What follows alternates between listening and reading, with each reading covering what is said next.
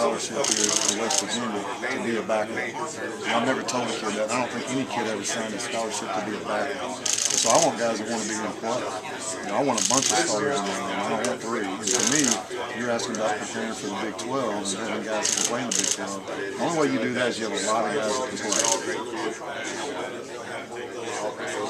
You bet. Yeah, I studied as quarterbacks in this league. I mean, I've noticed how big they are. You know, you're talking.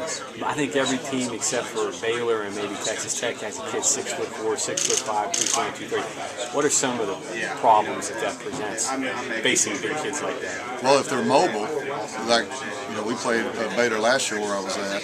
You get a tall, big kid like that that's mobile. Animal, yeah. Well, then that makes it a huge problem.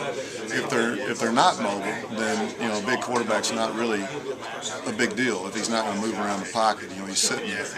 I would much rather face a bigger guy that's not going to move around and scramble than a smaller guy that can run and scramble.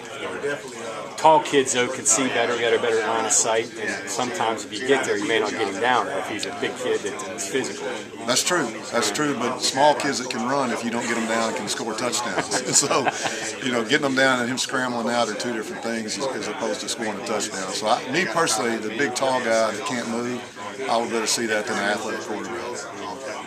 With your group of kids, you mentioned you need more guys. Do you feel you can get there quickly, or is that going to be a process? Well, it's a process whether you have all older guys or all younger guys. It doesn't really matter. It's still, we're in day 6 or 7 of camp. It's a process to where we get to the last game of the season. You're getting better every day. It's always a process. We have guys that can play, and we have guys that care about what they're doing, and it's important to them, and they're very coachable. So, yeah, I feel like we can get there.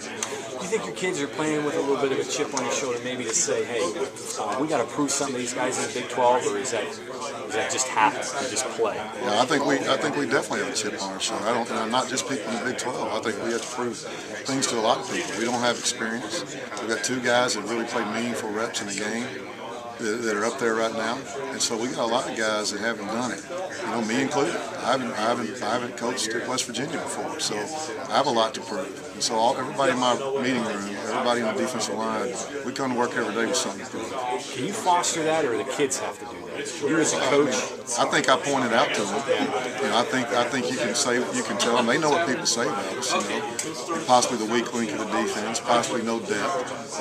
Everybody wants to keep an eye and see if we can get it done. And so that's motivating to us. And so, yeah, I pointed out, but they read too, and they know what people say.